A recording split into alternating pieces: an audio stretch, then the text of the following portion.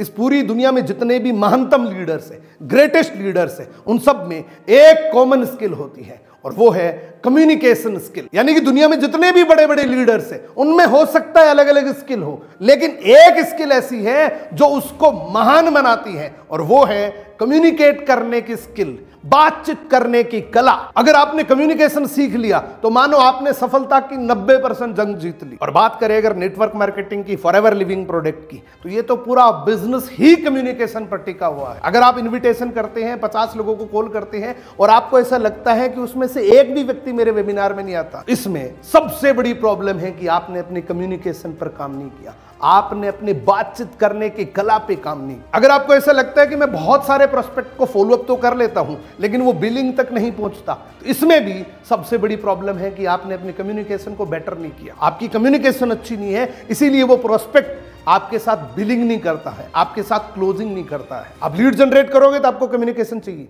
आप किसी को इनवाइट करोगे तो आपको कम्युनिकेशन चाहिए, आप किसी को फॉलोअप करोगे तो आपको कम्युनिकेशन चाहिए, और उसी व्यक्ति को क्लोजिंग तक अगर लेके जाना चाहते हो तो उसमें भी आपकी कम्युनिकेशन का रोल है। लीड जनरेशन से क्लोजिंग तक का सफर अगर आप इजी करना चाहते हो तो आपको अपनी कम्युनिकेशन को बेटर करना पड़ेगा। आज इस वीडियो के अंदर 5 ऐसे पॉइंट बताऊंगा जिससे आपकी कम्युनिकेशन अब से बहुत बेटर हो जाएगी।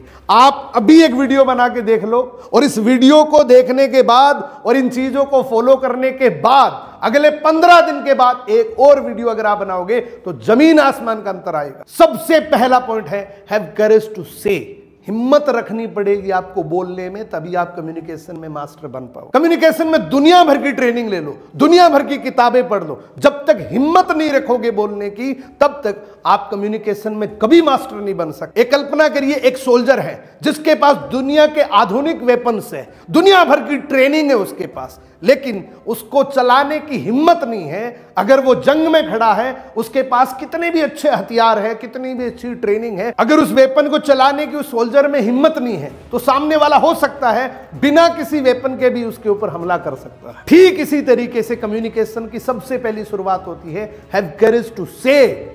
आपको हिम्मत रखनी पड़ेगी, आप कहीं भी खड़े होके बोले, ये आप में हिम्मत होनी चाहिए। मान लीजिए 50 लोगों की एक ट्रेनिंग चल रही है, आप बैठे हैं। कई बार आपको ऐसा लगता है कि जब भी कोई ऐसी ट्रेनिंग चलती है तो आप सबसे पीछे बैठते हैं कि कोई आपसे कुछ पूछ ना ले।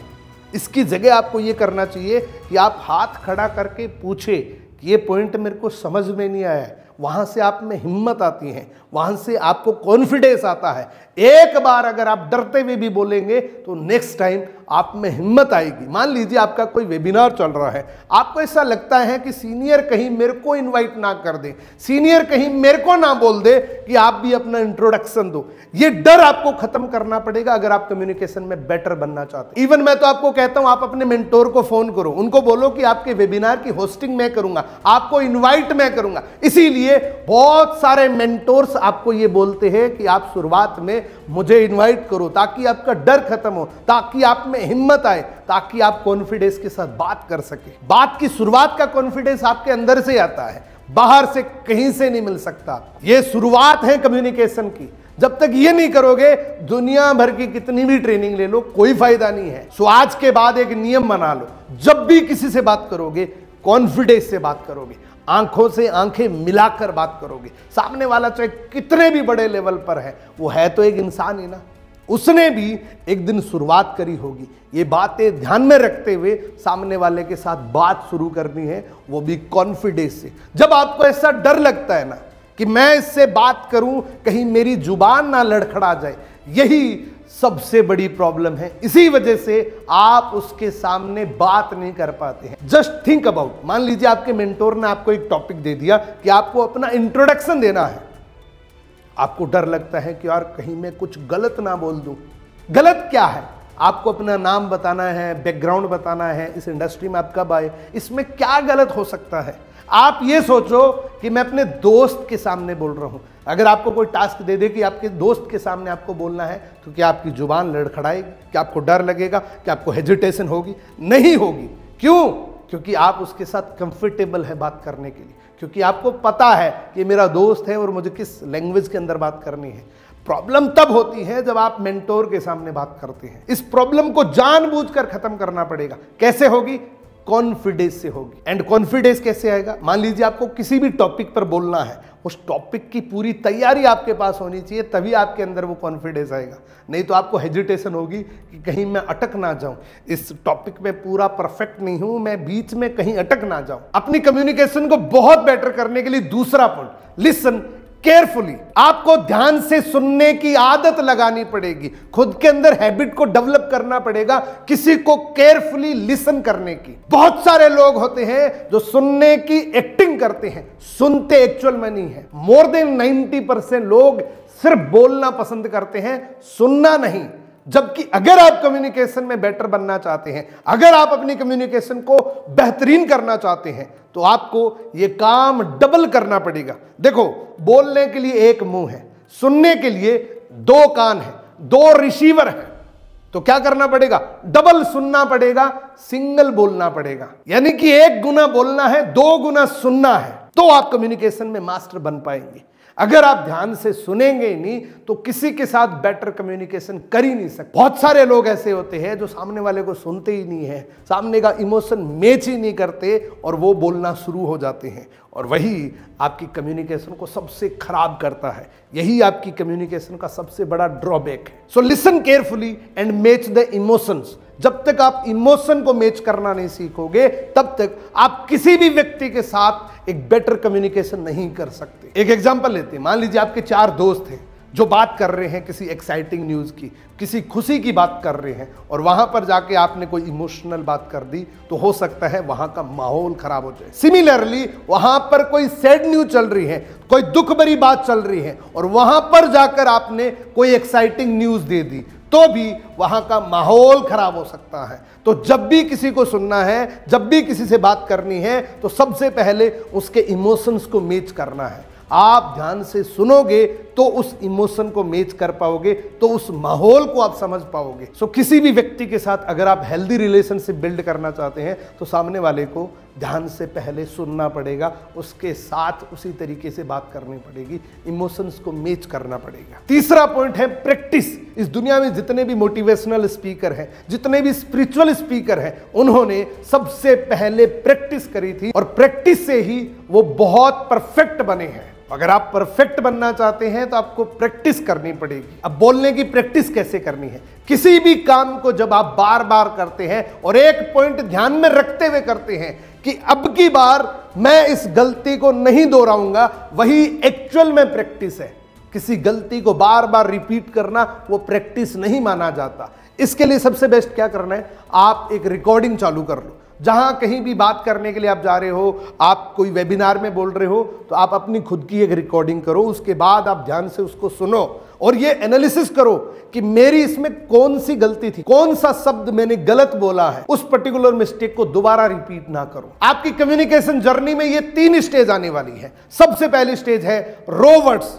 देखो, जब आप शुरुआत करते हैं, आपने फॉरएवर लिविंग प्रोडक्ट में अपनी शुरुआत करी, आप लोगों को इनवाइट करते हैं, आप 50 लोगों को, 100 लोगों को कॉल करते हैं, और आपको ऐसा लगता है कि यार 2 लोग भी नहीं आए। रॉवर्ड्स की स्टेज पे आप इतनी बात करते हो तो हो सकता है इतनी बात भी ना समझ में आए। उसके बाद जब आप प्रैक्टिस को जारी रखते हैं, आप सीखने की कोशिश रखते हैं, तो आपके शब्द फाइन वर्ड्स में कन्वर्ट हो जाते हैं, यानी कि अच्छे वर्ड बन जाते हैं। इस स्टेज पे अगर आप इतना बोलोगे तो हो सकता है इतना समझ में सामने वाले को आ जाए। उसके बाद जब आप अपनी प्रैक्टिस को जारी रखते हैं, अपनी हर एक छोटी से छोटी गलती को नोटिस करते हैं, उसको दोबारा ना रिपीट करने की एक कसम खाते हैं, तो यहां पर आपके पास माइक्रोवर्ड्स आ जाते हैं। जब आपके माइक्रोवर्ड्स हो जाते हैं तो आप इतना बोलोगे, सामने वाले को इतना समझ में आएगा।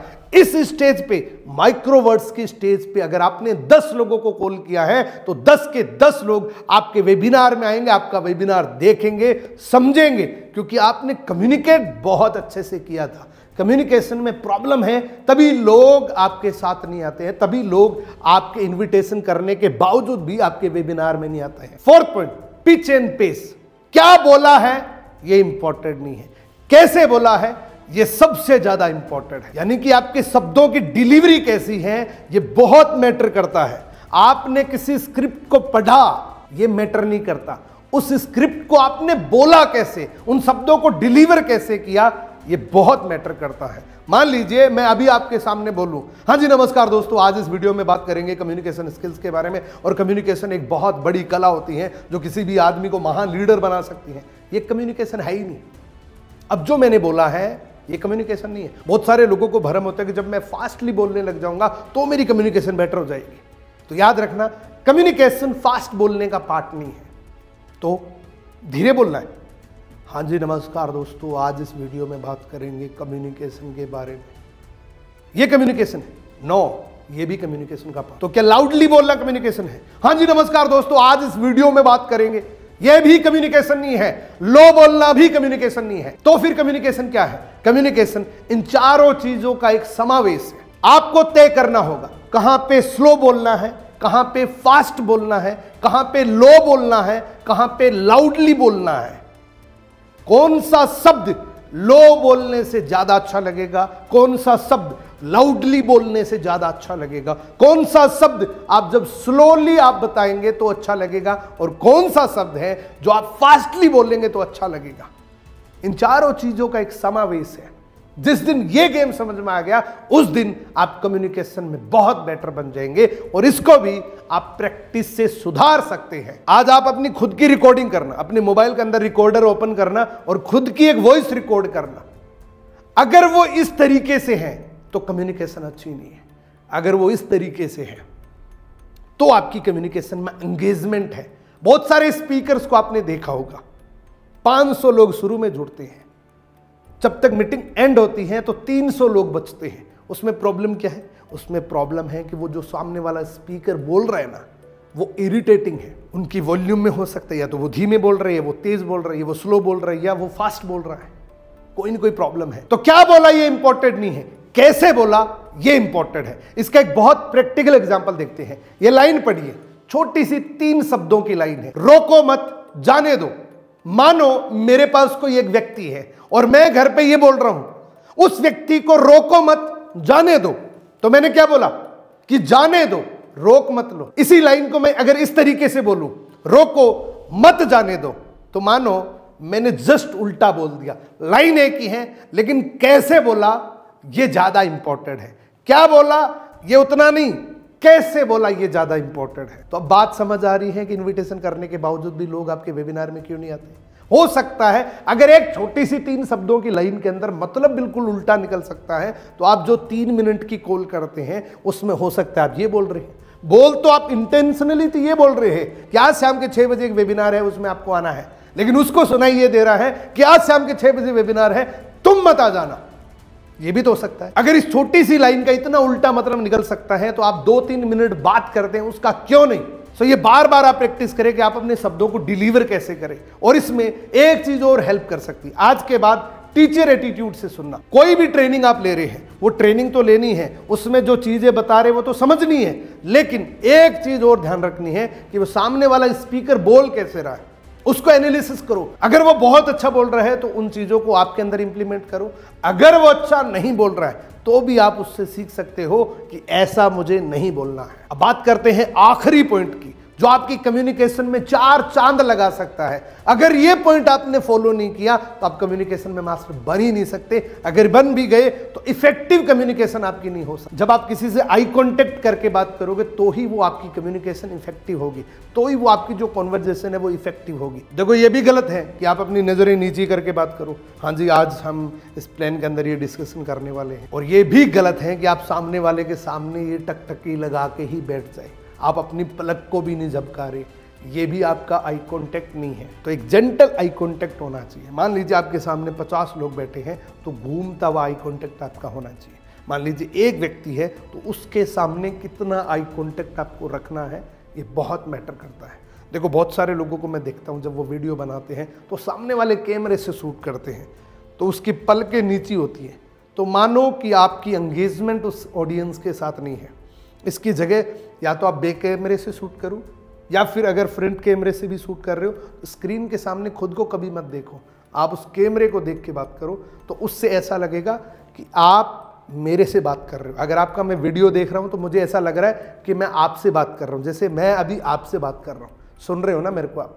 मैं अभी आपसे बात कर रहा हूं, इस तरीके से वीडियो या लोगों के सामने आई कांटेक्ट बनाकर बात करनी। सो दोस्तों, आज था 16 डे सीरीज का 4th सेशन। आपने अभी तक 3 सेशन देखे, उन 3 सेशन से आपने क्या सीखा ये भी कमेंट करना है, और आज का वीडियो आपको कैसा लगा ये भी एक जेन्युइन कमेंट करना है। आपको पता है कि ये 16 डे सीरीज आपको कंप्लीट मास्टर बना सकती है। 6th सेशन के अंदर अगर आप कमेंट करेंगे तो लीड जनरेशन का वीडियो भी आ सकता है। आप अगर कमेंट करेंगे कि लीड्स का वीडियो चाहिए और आज का वीडियो आपको कैसा लगा, तो 6th सेशन के रूप में आपको लीड जनरेशन की टेक्निक्स में आपको बताऊंगा। सो आज ये कम्युनिकेशन का बेसिक फॉर्म है। कल मैं आपको एडवांस कम्युनिकेशन स्किल सिखाऊंगा, जिसमें non verbal communication, verbal communication, written communication, सारी चीजें कल के सेशन में हम बात करेंगे। यानी कि आज का और कल का ये दोनों सेशन मिलाकर आप कम्युनिकेशन में पूरे मास्टर बन जाएंगे। उसके बाद आपको कम्युनिकेशन में प्रॉब्लम कभी नहीं आएगी, बस आपको प्रैक्टिस करनी है। आज के ये पॉइंट फॉलो करो, कल जो मैं आपको बताऊंगा वो भी आपको पॉइंट फॉलो करनी है। सो मिलते हैं दोस्तों कल के सेशन में। आज का सेशन आपको कैसा लगा ये पूरा कमेंट करके बताओ, और कल का सेशन जो आएगा वो धमाल करेगा। सो मिलते हैं, बेस्ट ऑफ लक।